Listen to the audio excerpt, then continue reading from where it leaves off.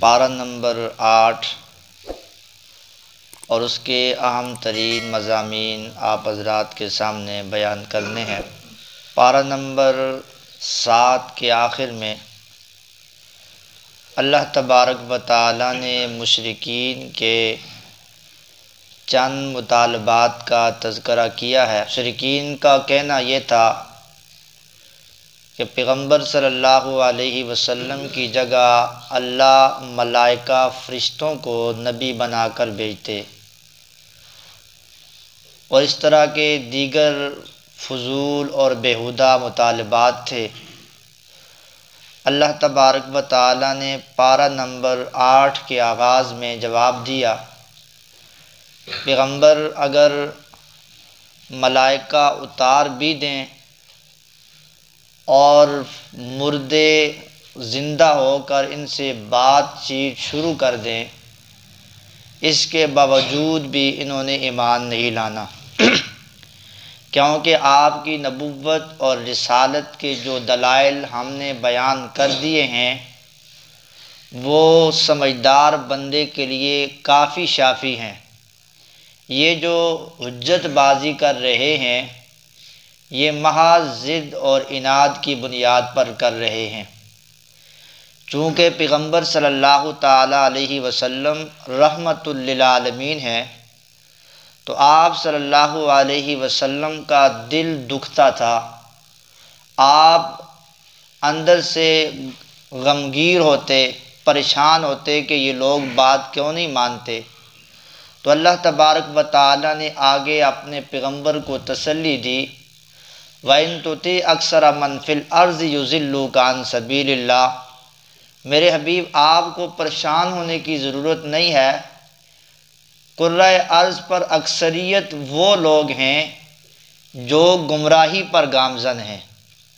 آپ کا کام ہے دعوت حق پھیلا دینا، پیغام دینا، آگے منوانا، یہ اللہ تبارک و تعالیٰ کا کام ہے۔ اس کے بعد اللہ تبارک و تعالیٰ نے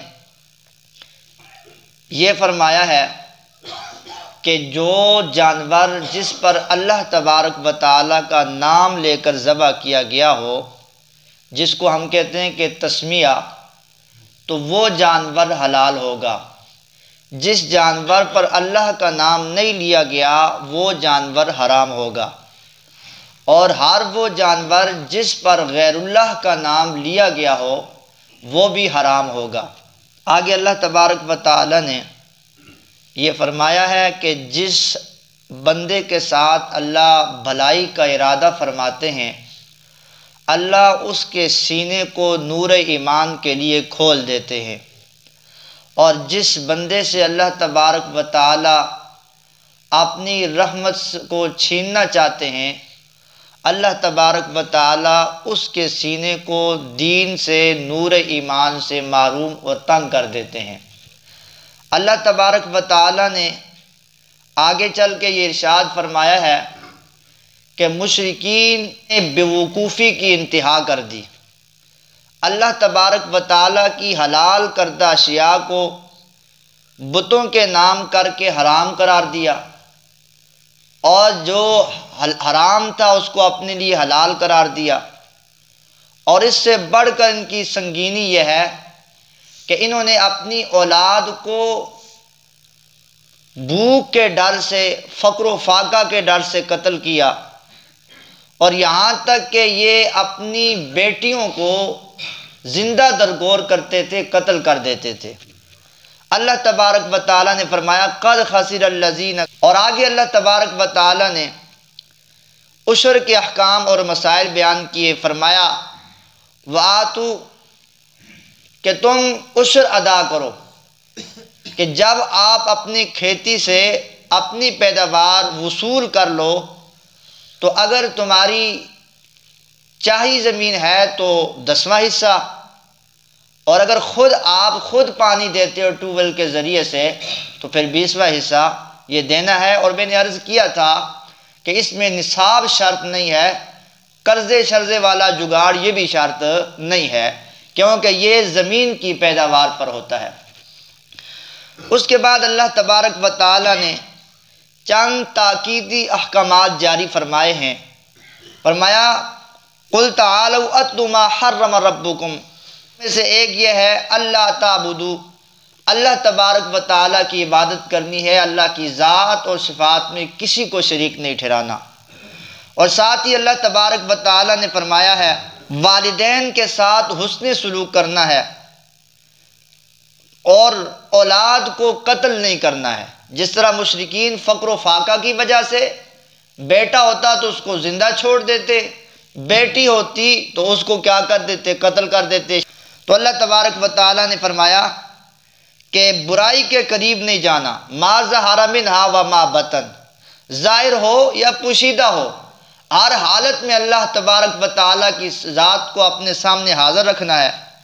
فرمایا کسی کو ناحق طور پر قتل بھی نہیں کرنا ہے، کیونکہ من احیاہا فکأنما احیا الناس جمیعا، کسی ایک جان کی آپ اس کی زندگی کا سبب بنتے ہیں، گویا کہ آپ نے پوری انسانیت کو زندہ کر دیا، اور ایک جان کو ناحق قتل کر دیا، فکأنما قتل الناس جمیعا، گویا کہ ساری کی ساری مخلوق کو اور ساری انسانیت کو قتل کر دیا۔ کتنا بڑا جرم ہے۔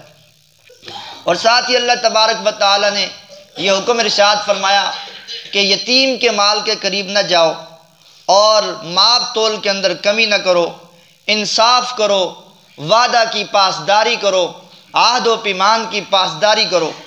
سورہ انعام کے آخر میں اللہ نے فرمایا من جاء بالحسنۃ فلہ عشر امثالھا، ایک نیکی کرو گے اللہ تبارک و تعالیٰ 10 گنا بڑھا چڑھا کر ثواب عطا فرمائیں گے، ایک گناہ کرو گے اللہ ایک ہی گناہ نامہ اعمال میں لکھیں گے۔ اللہ کی کتنی وسیع رحمت ہے۔ آخر میں اللہ تبارک و تعالیٰ نے عقیدہ توحید کی تکمیل بیان کر دی۔ فرمایا پیغمبر آپ اعلان فرما دیں قل ان صلاتی و نسکی و محیای و مماتی للہ رب العالمین، کہ بے شک میری نماز و نسکی میری قربانی، و محیای و مماتی میری زندگی، میری موت، میری حیات، للہ رب العالمین، سب کچھ اللہ کے لیے ہے۔ اس کے بعد سورہ آراف ہے۔ سورہ آراف کو آراف اس لیے کہتے ہیں، اس میں اصحاب آراف کا تذکرہ ہے۔ سورہ آراف کی ابتدا میں اللہ تبارک و تعالیٰ نے یہ حکم دیا ہے اتبعوا ما انزل الیکم من ربکم ولا تتبعوا، کہ تم اس چیز کی پیروی کرو جو اللہ تبارک و تعالیٰ نے تمہاری طرح نازل کی ہے۔ اللہ نے قرآن کریم نازل کیا ہے، لہذا قرآن کو فالو کرو، پیغمبر صلی اللہ علیہ وسلم کے فرامین کو فالو کرو۔ اس کے بعد اللہ تبارک و تعالیٰ نے حضرت آدم علیہ السلام کا واقعہ بیان کیا ہے، اماں حوا کا واقعہ بیان کیا ہے، اور انسان کا جو ازلی دشمن ہے شیطان ابلیس، اس کا تذکرہ کیا ہے۔ اور اللہ نے فرشتوں کو حکم دیا کہ تم نے سجدہ کرنا ہے آدم کو، اور ساتھ ساتھ ابلیس شیطان کو بھی حکم دیا، لیکن ابلیس شیطان نے سجدے سے انکار کر دیا۔ اللہ فرماتے ہیں قال ما منعک ان تسجد اذ امرتک، کہ تجھے کس چیز نے منع کیا ہے کہ تو اللہ تبارک و تعالیٰ کا حکم بجا لاتے ہوئے آدم کو سجدہ کرتا۔ تو بہرحال اس نے سجدے سے انکار کیا، اللہ تبارک و تعالیٰ نے اس کو جنت سے نکال دیا، اور حضرت آدم علیہ السلام پھر جنت سے دنیا میں کیسے آئے وہ اپنی جگہ تفصیلات ہیں۔ اور اللہ تبارک و تعالیٰ نے آگے جا کر یہ فرما دیا یا بنی آدم قد انزلنا علیکم لباسا یواری سوآتکم وریشا، کہ اپنے لباس کو بھی صحیح رکھو، کیونکہ شیطان تمہارے باپ حضرت آدم کا دشمن رہا ہے، تمہارا بھی دشمن ہے، اور شیطان حملہ بے حیائی سے کرتا ہے۔ تمہارا اگر لباس ٹھیک نہ ہوگا تو پھر ایسی صورتحال میں شیطان کے لیے گمراہی کے راستے آسان ہو جائیں گے، ہموار ہو جائیں گے۔ یا بنی آدم لا یفتننکم الشیطان، اے اولاد آدم تمہیں شیطان اپنے جال میں نہ پھنسا لے گئی۔ اس طرح آگے اللہ تبارک و تعالیٰ نے اسی صورت میں، اسی سورہ آراف میں آگے اللہ نے اہل جنت کا تذکرہ کیا ہے کہ اہل جنت کے دل کل قیامت کے دن بالکل صاف ستھرے ہوں گے۔ یہاں دنیا میں کینے اور بغض سے، حسد سے بھرے ہوئے ہیں، لیکن قیامت کے دن اگرچہ دنیا میں کینہ اور بغض تھا لیکن جنت کے اندر یہ سلسلہ نہیں ہوگا، وہاں دل بالکل صاف ہوں گے۔ اس کے بعد اللہ نے جنت اور اہل جہنم، اہل جنت اہل جہنم کے مکالمے کا ذکر کیا ہے کہ جنتی جنت میں جا کر مکالمہ کریں گے جہنمیوں کے ساتھ، اور جہنمی جنتیوں سے مکالمہ کریں گے۔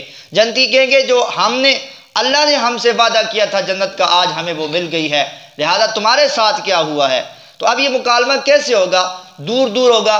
یہ ممکن ہے جس طرح آج میں یہاں بیٹھا ہوں اور آپ یہاں بیٹھیں، امریکہ پہ ویڈیو کال ہو رہی ہے، تو یہ کوئی اتنی دور والی بات نہیں ہے۔ تو بہرحال جو جہنمی ہوں گے وہ جہنمی کہیں گے کہ وَنَادَى أَصْحَابُ النَّارِ أَصْحَابَ الْجَنَّةِ نَفِیضُ عَلَيْنَا، جو جنت کی نعمتیں جو تم مزے لے رہے ہو کچھ ہمیں بھی دو۔ بہرحال اللہ تبارک و تعالیٰ کا قانون اور ضابطہ ہے، جو جہنم میں چلا گیا ہے وہ جنت کی خوشبو بھی نہیں پائے گا جو کافر اور مشرک چلا گیا ہے۔ اللہ نے اصحاب اعراف کا جو تذکرہ کیا ہے، اصحاب اعراف سے مراد بعض مفسرین کا یہ فرمانا ہے کہ اس سے مراد وہ لوگ ہیں جن کی نیکیاں اور جن کی برائیاں برابر ہوں گی، ان کو اس دیوار پر کھڑا کر دیا جائے گا اصحاب اعراف۔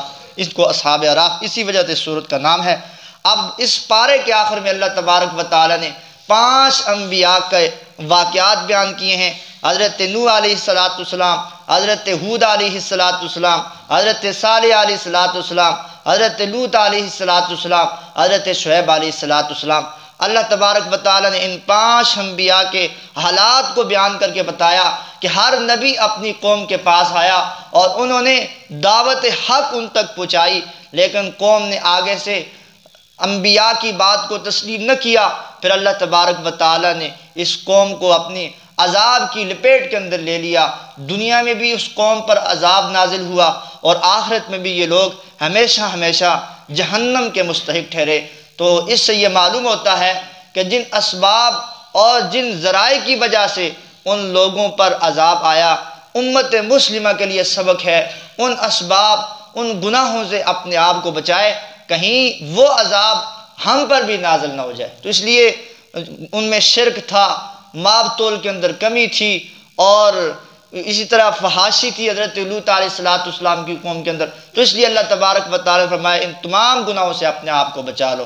اللہ تبارک و تعالیٰ عمل کی توفیق عطا فرمائے۔